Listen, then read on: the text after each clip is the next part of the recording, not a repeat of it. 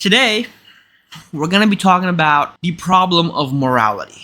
And basically, the argument that we're going to lay out is that there is no objective morality. And I say this as a person who adheres to a faith system, which means I am a religious person. I am a theist. I am not an atheist. Morality is just a human construct of what some people who live in a certain area believe versus what some other people who live in a different area believe. The belief of good or bad is subjective. And when something is subjective, it is to each their own. There is no real answer. Now let's look at some examples. The age of consent in the United States is different in different states. In some states, the age of consent is 17, in some it's 18, some it's even 16, and I think if you go like 50 years back, it might have been 14 at some point. I think Delaware was 14. I'm not sure, but I know it was as low as 14 somewhere. Age of consent in different countries. So even in the US, we have different fluctuations, but in different countries, it's even lower. Like Japan is lower. If you switch geographic locations, then the act that is permissible in one part is now impermissible in another part. Next, the views of the LGBTQI relationships in the West versus the East. In the West, we can't get a commercial or a movie or anything these days without some representation. And good or bad, that's up to you. But in the East, mostly in Southeast Asia and Muslim countries, these relationships are seen as putrid and disgusting, evil, bad, sin-worthy. I'm not telling you what's good or bad. I'm just telling you there's really no such thing. It's just about viewpoints. Whatever somebody's viewpoint is, who you can marry. In the East, you can marry your first cousins. Like in Pakistan, first cousin is rampant. Everybody, that's 80% of marriages are they look for first cousins first before they even go outside the family. Literally, outside the family. In the West, I think King Henry VIII or some king in the British royalty, he was so inbred that he couldn't have kids. And in the United States, first cousin marriages in the South used to be a thing. They're not anymore because times have changed. So these are some examples of morality where some people think one side is good and other people think another side is good. Now I'm just gonna go down the list for some more things, some more examples. Abortion, some people think it's murder, some people think free choice. Capital punishment, some people say, you get it. Polygamy. Christians would say that polygamy is bad.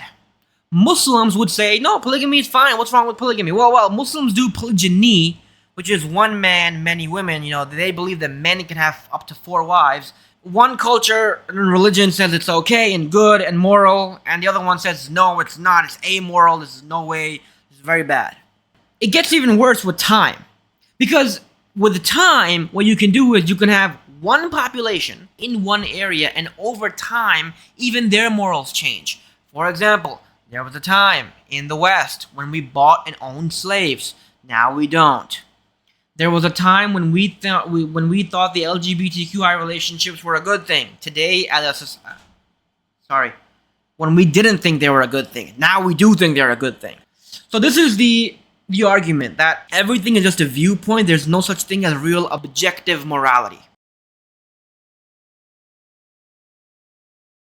Now, the counter-argument to this is that nobody can justify murder. Now, the atheist will say, well, yeah, nobody's going to justify murder, so that is bad. And then the theist, the Christian or the Muslim or whoever, will say, oh, see, now we have an example where everybody agrees this is bad. Therefore, there is such a thing as objective morality. That's not true. Because if you think about it, there are people that justify murder, and it's not self-defense, it's straight up murder. You know what's annoying me about this kid who killed this CEO is none of these news programs are talking about the incredible lack of empathy from the general public about this because of how these insurance companies treat people when they are at their most vulnerable, after we've all given them our money every fucking month, and now we finally need you, and all you do is deny us. And then these pussies and all of these things are taking the pictures of their CEOs off their websites. I got to be honest with you, okay? I love that fucking CEOs are fucking afraid right now. You should be. By and large, you're all a bunch of selfish, greedy fucking pieces of shit, and a lot of you are mass murderers. You just don't pull the trigger. That's why it looks clean. That's why these people look, oh my God, oh, he was just, walking into a hotel. It's like, okay, but what was his job? What did he do? What was the results of it? The theist at this point will say, okay, well, okay, but murder. All right, now another example. So the theist will say, well, what about grape? What about graping? Graping, everybody agrees grape is bad. Well, buckle up. Let's say there's a guy who touches kids. And this guy gets caught. And he goes to jail. And in jail, people find out why he's in jail. Now, when they find out why he's in jail, they subject him to the same cruelty that he did onto others. And when people catch word of this, some people say he had it coming. It was justified. Now, I'm not saying it's justified. Hopefully, you, the viewer, are not saying it's justified. But some people will say, you know what, listen, good. Now that person knows how he made other people feel. The fact that people exist on both sides of this argument proves that it's not an objective, rather, morality is subjective. If society's morality is just an amalgamation of what people think is okay versus what some other people think is okay, then who gets to decide what's right or wrong? Now, the problem is, a lot of people, we keep arguing with each other, but we don't know where our source of morality comes from. For religious people, this is my religion, this is what it says, therefore that's what it is. For other people, they're going to say, okay, well, I inherit my morality from society. Whatever society says is good or bad, that's what it is. So if you grew up in the West, you believe in freedom of speech, you believe in maybe abortion, maybe you don't. You believe that, love is love. But if you go 1,000 miles east to west, now suddenly you're in a new place, new society, new rules. So then, what we need to do is we need to figure out, well, who gets to sit in the throne? Who gets to actually deem what is good or bad? Who should be the driving force? It can't be society, because we have different societies today, and they all have different rules.